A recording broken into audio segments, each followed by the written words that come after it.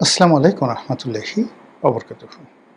সম্মানিত দর্শক, বিএনপি সরকার ক্ষমতায় এসেছে প্রায় ৬ মাস হলো। আমাদের স্বাধীনতার পর যখনই কোনো নতুন একটি সরকার ক্ষমতায় এসেছে, তড়িঘড়ি করে তারা ভারতে সফরে গিয়েছেন। ভারত সরকারের সঙ্গে একটি সমঝোতামূলক সম্পর্ক, এটিকে আপনি অধীনতামূলক মিত্রতা বলেন বা অপরের দাদাগিরি মেনে নেয়া বলেন, বা ভারতের আধিপত্যবাদের সঙ্গে সমঝোতা, অন্য যে ভাষাই ব্যবহার করেন না কেন, কিন্তু আমাদের অতীত যে ট্র্যাক রেকর্ড, সেই রেকর্ডগুলো হলো যখনই কোনো সরকার ক্ষমতা এসেছেন অমনি সেই সরকারের ভারতের সঙ্গে একটি দ্বিপাক্ষিক সম্পর্ক গড়ে তোলার জন্য প্রাণান্ত চেষ্টা করেছেন। আবার সেই একই সরকার যখন ক্ষমতার বাইরে ছিলেন, ঠিক সেই সময়টিতে তারা ভারত বিরোধী রাজনীতি করেছেন। তো সেই দিক থেকে কেবলমাত্র আওয়ামী লীগকে দেখা যায় ব্যতিক্রম। আওয়ামী লীগ যখন রাজপথে ছিল, বিরোধী দলে ছিল, ঠিক সেই সময়টিতে তারা অনেক ক্ষেত্রে ভারতের বন্ধুত্বটা, ভারতের সাথে সম্পর্কটা স্বাভাবিক করার চেষ্টা করেছে এবং কোনো অবস্থাতেই রাজপথে তারা ভারত বিরোধী, যাকে বলা হয়, অবস্থানে যায়নি।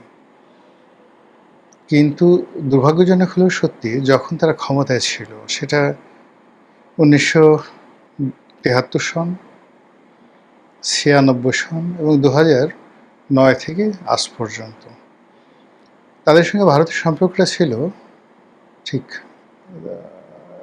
ভালো মন্দ, টানাপোড়েন, এই ভালো এই মন্দ, এই মেঘ এই বৃষ্টি, এরকম। অ্যাবসলিউটলি ক্ষমতায় থেকে যে আনুগত্য বা তাবেদারি এরশাদ সাহেব করেছেন, কিংবা প্রেসিডেন্ট জিয়াউর রহমান যেভাবে ভারতকে প্রিভিলেজ দিয়েছেন, বেগম জিয়া যেভাবে ভারতের সঙ্গে সম্পর্ক স্থাপন করেছেন, ঠিক ওই জিনিসটি আওয়ামী লীগ কখনো করতে পারেনি।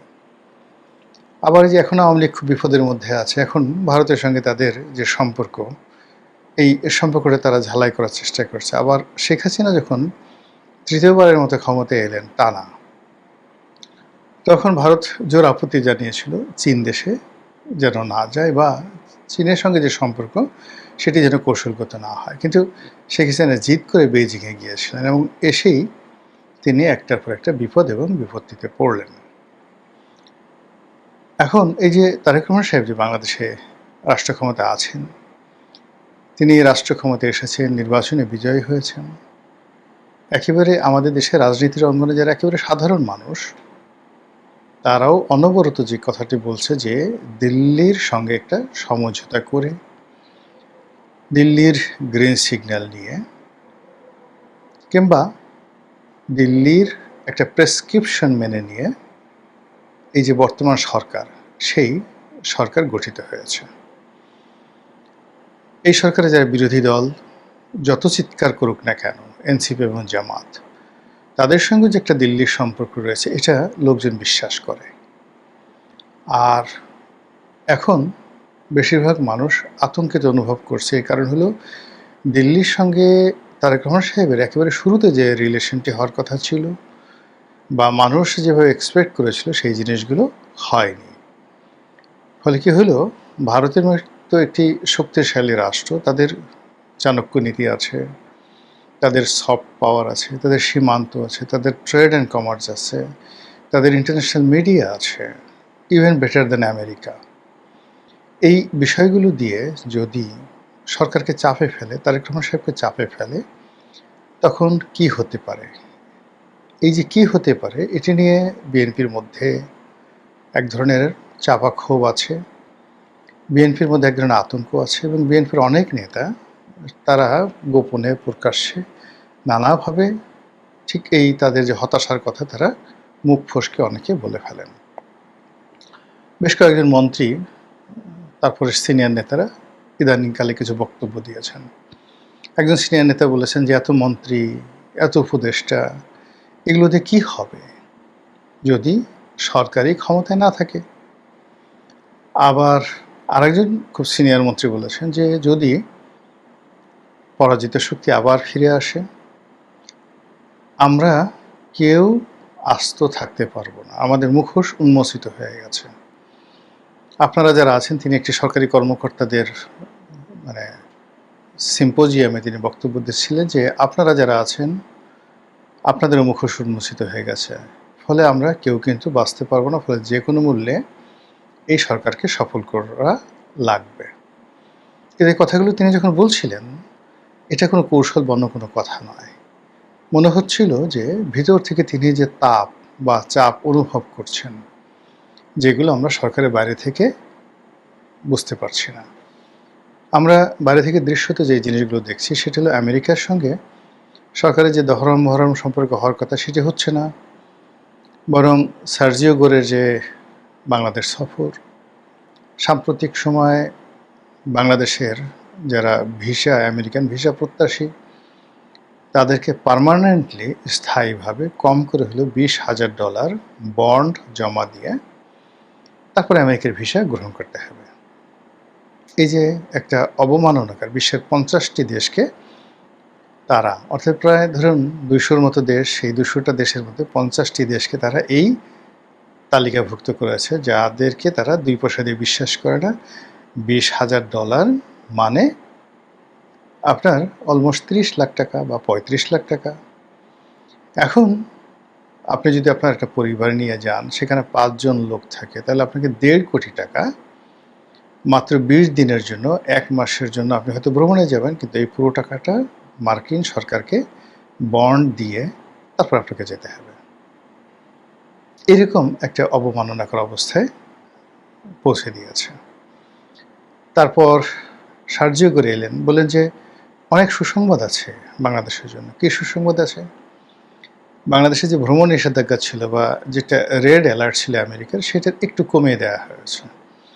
মানে ফাজলামো আর মস্করা যাকে বলে, আপনার হলকুম চেপে ধরেছে, আপনার বিসি চেপে ধরেছে, আপনি নিঃশ্বাস নিতে পারছেন না, আর্তচিৎকারও করতে পারছেন না, বাঁচাও বাঁচাও বলতে পারছেন না। ঠিক সেই সময়টাতে আস্তে করে বিসির জায়গাতে একটু ঢিল দিয়ে একটু সুড়সুড়ি লাগিয়ে দিল। তখন যখন আপনাকে বলা হয় তোমাকে একটা বিরাট কিছু দিলাম, ঠিক ওই সময়টাতে আপনার যে অনুভূতি, বাংলাদেশের রাজনীতিতে আমেরিকা এই সময়টাতে বাংলাদেশের কর্তা ব্যক্তিদের সঙ্গে যে ধরনের টানাপোড়েন, ভাবসাব, কথাবার্তা, বডি ল্যাঙ্গুয়েজ যা কিছু করছে, এর চাইতে আর অবমাননাকর কিছু হতে পারে না। অন্যদিকে ভারত এই মুহূর্তে আমাদের জন্য বিকল্প একটি বন্ধু হতে পারত, চীন ভালো বন্ধু হতে পারত। আমি নিজে বহুদিন ধরে চীনের সঙ্গে একটি সম্পর্ক স্থাপন করার জন্য সেই আওয়ামী লীগ জামানাতে আওয়ামী লীগকে বলেছি, আবার এই বিএনপি জামানাতে আমি মনে করি যে খুব স্ট্রংলি যদি চীনের সাথে এরকম একটি সম্পর্ক তৈরি করা যায়, সেটি খারাপ হবে না। এমনকি আমেরিকার সাথে সমস্ত সম্পর্ক বাদ দিয়ে উত্তর কোরিয়ার মতো করে হলেও যদি ইউ ঠিক থাকে, মিডল ইস্ট থাকে, চীনের সাথে একটা ভালো সম্পর্ক স্থাপন করা যেতে পারে, যেটি শ্রীলঙ্কা করেছে, কিংবা ধরুন যেটি মালদ্বীপ করেছে। কিন্তু আমাদের কূটনীতির ব্যর্থতা বলেন বা অন্য সরকারের মধ্যে যারা পুরো আমেরিকান ফোর্স রয়েছে তাদের কূটকৌশল বলেন, এই কাজটি করা যাচ্ছে না। আমরাও চীনকে বিশ্বাস করতে পারছি না, চীনও আমাদেরকে বিশ্বাস করতে পারছে না, আর এর মধ্যে আমরা ক্রমশ দেউলিয়া হয়ে যাচ্ছি। ফলে চীন এবং ভারত কারোর সাথে বন্ধুত্ব হচ্ছে না, আমেরিকার সঙ্গে বন্ধুত্ব হচ্ছে না, আর আমাদের দুর্বল অবস্থায় পেয়ে মানে তুরস্ক এবং যাকে বলা হয় পাকিস্তান আমাদেরকে টিপে দিচ্ছে। এবং এই টিপা শব্দটা অসাধারণ। একটা হুমায়ুন আহমেদের একটা নাটক আছে, কোথাও কেউ নেই। তো সেই নাটকে আসাদুজ্জামান নূরের একটা অসাধারণ ডায়ালগ আছে। সে তার প্রেমিকের মনোরঞ্জনের জন্য প্রেমিককে উত্ত্যক্ত করছে এরকম একজন লোককে আচ্ছা মতো বেদম প্রহার করে। তো প্রেমিকা সুবর্ণা মোস্তফা সে এটা নিয়ে তাকে ভর্ৎসনা করে। তখন আসাদুজ্জামান নূর বলে, আমি তো তেমন কিছু করিনি, আমি তো কেবলমাত্র একটু টিপে দিয়েছি। তখন প্রেমিকা আরও উত্তেজিত হয়ে বলে যে আপনাকে কে বলেছে টিপে দেওয়ার জন্য। এই হলো টিপে দেওয়ার ইতিহাস। তো এই যখন অবস্থা, ঠিক সেই সময়টাতে ভারত সফরের জন্য প্রধানমন্ত্রী নরেন্দ্র মোদী প্রধানমন্ত্রী তারেক রহমান সাহেবকে একটি পত্র দিয়েছেন বা নিমন্ত্রণ পাঠিয়েছেন। এই নিমন্ত্রণটি কোনো দ্বিপাক্ষিক নিমন্ত্রণ নয়।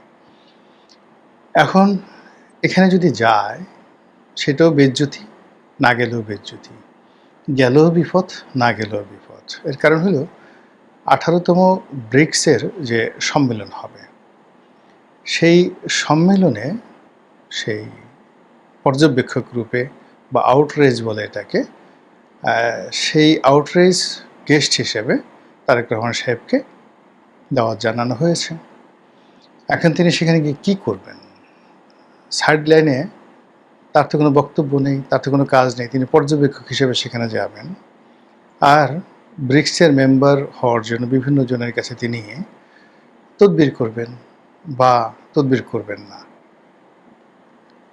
আবার এই যে ব্রিক্সের যে সম্মেলনটি, আপনারা জানেন যে এই সম্মেলনটি বা এই ব্রিক্সের যে গঠন, এটি আমেরিকার যে স্বার্থ, সেই স্বার্থ বিরোধী। আমেরিকার বিকল্প একটি শক্তিরূপে আমেরিকার ডলারকে চ্যালেঞ্জ জানানোর জন্য যে কয়টি দেশ বিকল্প একটি অর্থনৈতিক বলয় গড়তে চাচ্ছে, সেই দেশগুলো যে অ্যাসোসিয়েশনটা করেছে সেটা ব্রিক্স। অতীতে শেখ হাসিনা প্রাণান্ত চেষ্টা করেছিলেন ব্রিক্সের সদস্যপদ পাওয়ার জন্য ভারতের মাধ্যমে, কিন্তু শেষ পর্যন্ত শেখ হাসিনাকে আসলে ভারত বিশ্বাস করেনি শেষ মুহূর্তে। আবার এখন আমেরিকার সঙ্গে যেভাবে বাংলাদেশে একটা বন্ধুত্ব চলছে, যেভাবে চুক্তি হয়েছে বা আমেরিকা যেভাবে বাংলাদেশকে নিয়ে টানাটানি করছে, সেখানে বাংলাদেশের মুখ দিয়ে যদি ব্রিক্সের নামটি উচ্চারিত হয় এবং সেক্ষেত্রে আওয়ামী লীগের চাইতে বিএনপির প্রতি আমেরিকা বিরক্ত হবে, এটা একেবারে সোজা বাংলা ভাষা। তো সেক্ষেত্রে উনি যদি যান, আমেরিকা বেঁকে বসবে। এবং সবাই সন্দেহ করছে যে এই মুহূর্তে মিস্টার সার্জিও গোর্জে এলেন, তার অনেকগুলো এজেন্ডা ছিল। তার অন্যতম এজেন্ডা ছিল যে not to attend BRICS summit, সেখানে যাওয়া যাবে না। সত্য মিথ্যা আমরা জানি না, এর কারণ হলো সরকারের পক্ষ থেকে বা আমেরিকান যে গভর্নমেন্টের পক্ষ থেকে এই ধরনের কোনো যৌথ বিবৃতি বা বক্তব্য আসেনি, কিন্তু আমরা যেটা বাইরে থেকে আন্দাজ করি সেটাই বললাম। আবার অন্যদিকে তিনি যদি না যান, এই অনুষ্ঠানে না যান, তাহলে আগামীতে এই ধরনের কোনো অনুষ্ঠানে অ্যাটেন্ড করা বাংলাদেশের জন্য খুব টাফ হয়ে যাবে। ভারতও বলবে যে আমরা অনুষ্ঠানে দাওয়াত করেছি, সেই দাওয়াত তিনি গ্রহণ না করে আমাদেরকে অপমান করেছেন। তো এই যে একটা দ্বিপাক্ষিক। আবার অন্যদিকে জনাব তারেক রহমান সাহেব দুটো দেশে গেছেন ইতিমধ্যে, মালয়েশিয়াতে গেছেন, চীনে গেছেন, যেখানে তাকে ব্যাপকভাবে সম্মান জানানো হয়েছে। এখন তিনি ভারতে গেলেন, তো সেখানে নরেন্দ্র মোদী এলেন না, কোনো সিনিয়র মন্ত্রী এলেন না, একজন প্রতিমন্ত্রী টাইপের বা উপমন্ত্রী টাইপের কাউকে এয়ারপোর্টে পাঠানো হলো এবং এয়ারপোর্টে কয়েকটি ঢোল পাঠিয়ে তারপর সেই ঢোল বাজিয়ে বাজিয়ে কয়েকজন তারেক রহমান সাহেবের সামনে নাচানাচি করলেন। তখন সবাই বলবে সি সি সি সি সি, কী অবস্থা হলো, একেবারে ভারত ডুবিয়ে দিয়েছে তারেক রহমান সাহেবকে। তো এই অবস্থাতে কি হবে?